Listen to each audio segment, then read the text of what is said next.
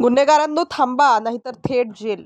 कायद्यापेक्षा कोणीही मोठं नाही. ग्रामीण पोलीस अधीक्षक बाळासाहेब पाटील. नाशिक जिल्ह्यात गुन्हेगारीला आता अटकाव घालण्याची वेळ आली आहे.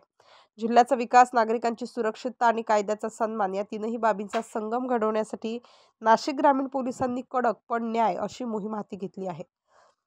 दैनिक नाशिक एक्सप्रेस आणि दैनिक भारत न्यूजचे मुख्य संपादक श्री योगेश भोई तसेच पत्रकार शिवानंद आढाव यांनी घेतलेल्या विशेष मुलाखतीत नाशिक ग्रामीण पोलीस अधीक्षक श्री बाळासाहेब पाटील यांनी या मोहिमेचे धाडसी तपशील उलगडले.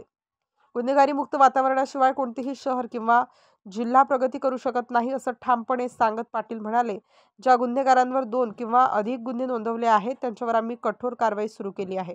अशा व्यक्तींना 1 वर्षासाठी किंवा 1.5 वर्षांसाठी बॉन्डवर लेखी हमीपत्र देणे बंधनकारक केले आहे. या काळात त्यांनी पुन्हा जर गुन्हा केला तर थेट जेलची वाट दाखवली जाते. आतापर्यंत 3500 गुन्हेगारांकडून अशा प्रकारचे हमीपत्र घेतले आहे.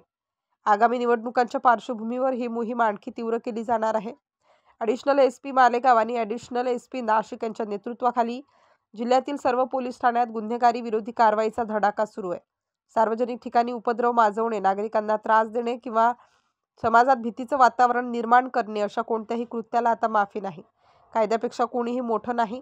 पोलीस हे जनतेचे रक्षक आहेत, गुंडांचे नव्हे, असा ठाम संदेश देत श्री पाटील म्हणाले, गुन्हेगारांनी आता सावध राहावं, कारण नाशिक पोलीस झोपलेले नाहीत.